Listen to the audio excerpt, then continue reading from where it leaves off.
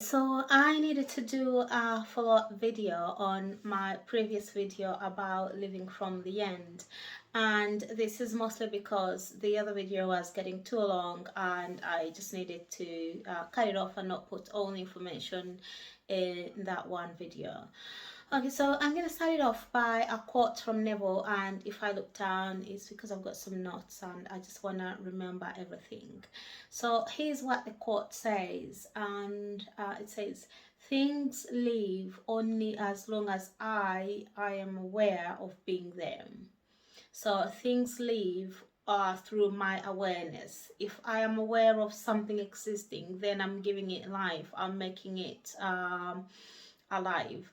So things in my 3D, things that are happening, circumstances that are currently going on, is because at one point I was aware of being them, or whether that was in the past or even just now. So things that are currently happening are because I gave them awareness, because I thought about them, because I had feelings about them. So I brought those things into being. And one of the reasons I really love this quote is because it literally shows us the power that we have as individuals, the power that's in our that we hold in terms of manifesting and in terms of changing reality. So if things are because I'm giving them awareness, it also means things can change if I take my awareness away from them. So I don't need to have a fight with the circumstances that are going on. I just need to take my awareness away from them and put my awareness on the reality that I would like, put my awareness on the circumstances that I would like, and then that will then come into life. So if we, for example, if I want to have health, if I have if somebody has something in their body that they want to heal, or they want to get rid of, and they want to manifest health, then instead of constantly talking about and thinking about the ailment that you've got in your body, then you want to put your awareness on the state of health that you would like to achieve, and what life would be like if you were free from the illness that you've got, what life would be like if you were not in pain, what you would do, I'm gonna give an example of Dottie Austin. She's a preacher, and so at one point she was diagnosed with cancer, and I believe so she was in hospital and she was still doing treatments and being monitored by the doctors.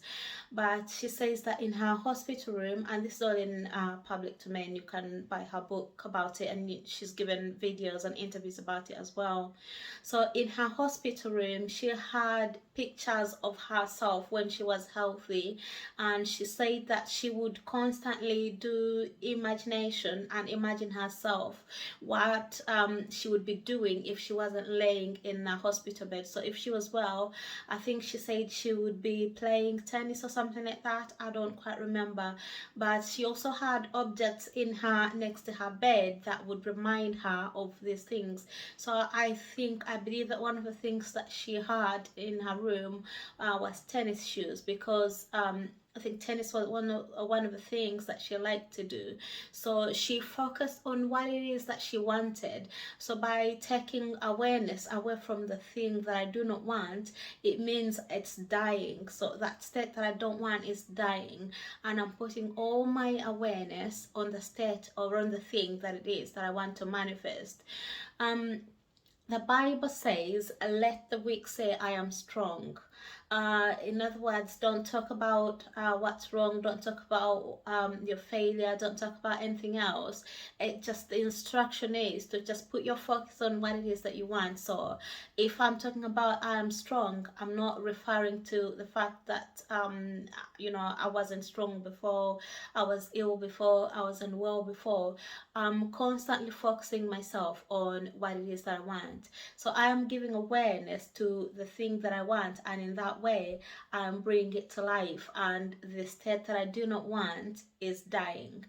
Never says that manifesting is all about states. So the way we move from one state to another is that we stop thinking about the other state, we stop feeling about the other state, we stop having conversations and constantly referring to it. So what then happens if thoughts come up that want to sort of drag me back to that reality? I just bring myself back in line with whatever it is that I want, whether that's through my visualization, my thoughts, my words, my feelings, my actions, and everything that I'm doing.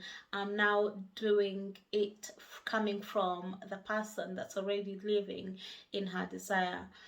And that is just how you literally kill off the old state, to kill off the old man, and resurrect or give life to the desire that you want. And before you know it, the new desire will just effortlessly manifest and happen and just come upon you, and you don't even have to lift a finger. So think about the thing that you want, dwell in your wishes fulfilled, dwell in your desire as if it's already a reality, and you'll see it come to pass in your life. Have a good one, guys, and I'll catch you in the next